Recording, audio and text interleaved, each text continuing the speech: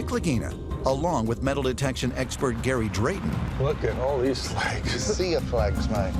have arrived at Lot 25 in the hopes that critical new clues and evidence of valuables can be found on the property that once belonged to former 18th century American slave turned wealthy Oak Island landowner Samuel Ball. Lot 25, mate.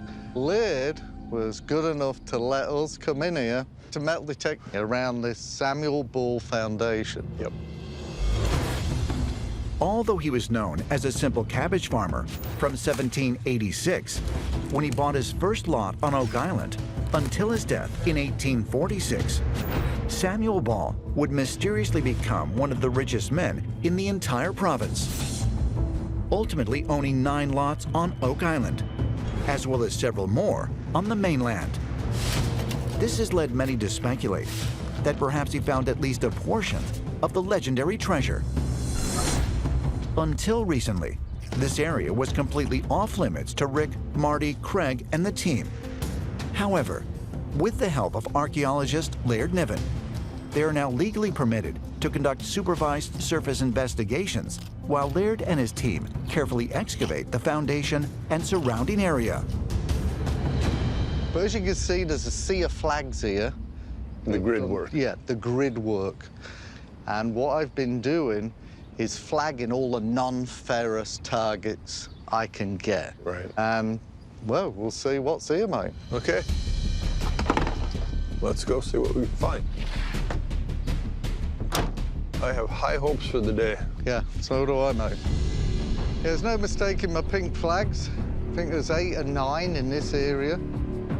There is some interesting hits here for sure.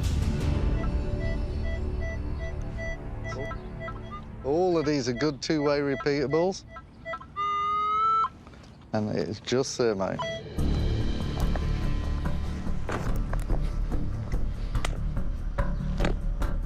What do you think? All I know is more than likely it's not iron, and it should be something good. Because, I mean, Samuel Ball was here a long time ago, and no one's ever lived here since the early 1800s.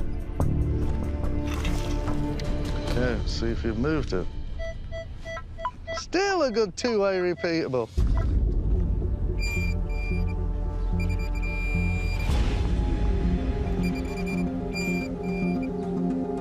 Oh, it's in my hand.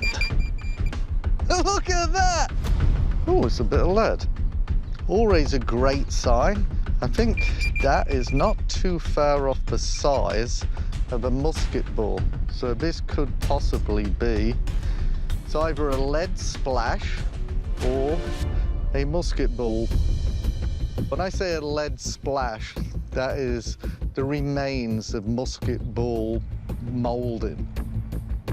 And I'm sure Samuel Ball made his own musket balls. But that's a great sign whenever you find old lead on an old site. Good news is that it's a good start, right? Yeah. One flag, one find. Yep, exactly. You're gonna have to mark what we found. Okay. Every find on Lot 25 certainly can be partially attributed to Samuel Ball and his life that he created for himself on Lot 25. Now, mate. Next one's over here. The man is an enigma. He's a mystery. And slowly but surely, we're pulling back the veil on his life and what he accomplished and what he did and maybe what he learned about the Oak Island mystery. That sounds very, very good.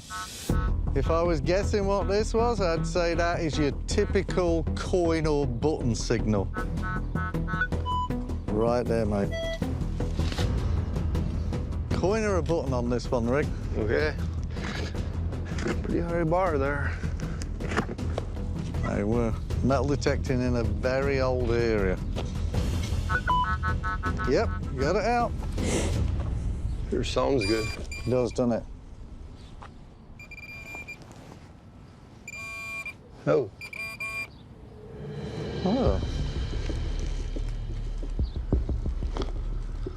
I do not know at the moment.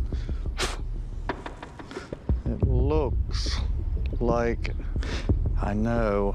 It's thick, but it kind of reminds me of the back of a pocket watch. Part of a pocket watch? Found on the property of Samuel Ball? Could it have been something he bought with the wealth that he mysteriously came to possess? Or could it have been part of a valuable discovery that he made while living here? That is a steep curve, but it looks like there would have been an hole there and an hole there, so I am unsure on this one. I've no idea. I know it's fragile. I know what it is. It's a top pocket find. It really is a top pocket find, mate. We found it, and we'll bag it and tag it. That's the safest place for it. On to the next. Hopefully this one is just as productive.